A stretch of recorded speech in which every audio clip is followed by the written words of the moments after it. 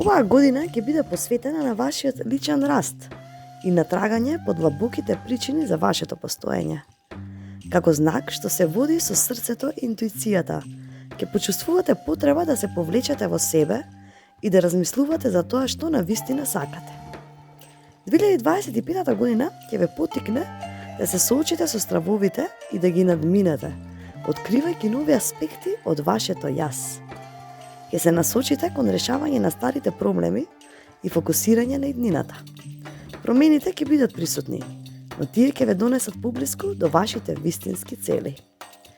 Во делот на љубовта, во 2025 година на емотивен раст ќе биде и зајакнување на вашите односи со близок круг на луѓе. Поврзаноста со партнерот или семејството ќе ви донесе голема радост и утеха. За слободните, љубовта ќе биде на дофат.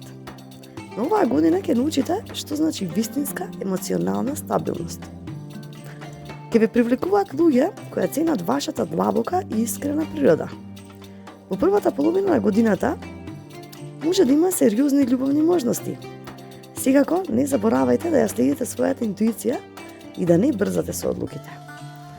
А за оние пак кои што се во врска, годинава ќе биде време на интензивни моменти и зајакнување на односите. Може да се појават ситуации кои што ќе бараат од вас да покажете разбирање и стрпеливост.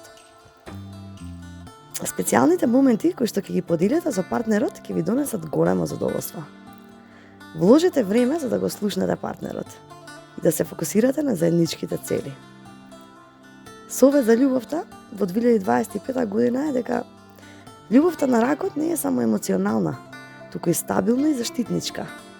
Не заборавајте да го изразите тоа на партнерот. И довербата е основа на секоја врска. Така што дозволете му на партнерот да ја стекне вашата доверба.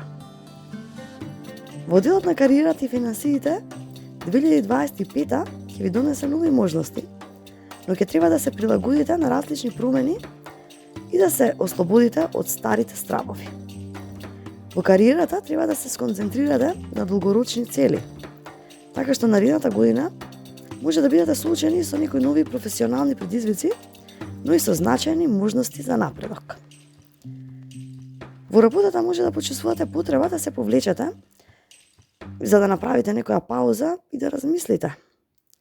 Во втората половина на годината има можност за нови професионални можности кои што ќе тестираат вашата способност да останете фокусирани на она што навистина го сакате.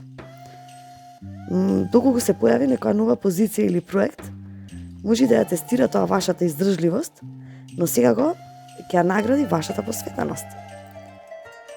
Во финансискиот дел, оваа година ќе биде време на стабилизирање на финансиската ситуација.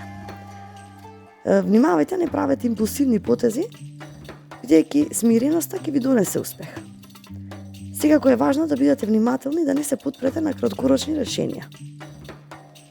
Во вашата кариера не брзајте. Размислувајте и вложувајте во она што ве прави среќни. А вашата способност да се адаптирате ќе биде клучна, така што бидете отворени за нови идеи и предлози. Здравието годинава ќе биде во согласност за вашите емоции. Ако се чувствувате добро ментално, тоа ќе се одрази и физички. Тоа значи дека е потребна редовна активност физичка за да го одржите здравието. Негувањето на вашиот физички изглед не само што ќе помогне да се чувствувате подмладено и полни со енергија. Пролета е најдобро време за започнување нови фитнес рутини.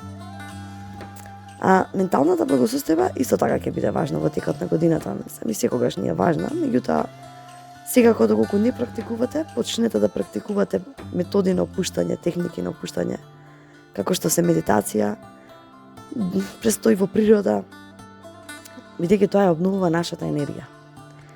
Секако е важно да најдете баланс помеѓу работата и времето за себе и да се ослободите од стресот. Совет за здравието би било не се запуштајте во секојдневието. Внимавајте на вашето тело и ум, бидејќи тоа е основата на вашата енергија. А само така ќе го најдете вистинскиот мир.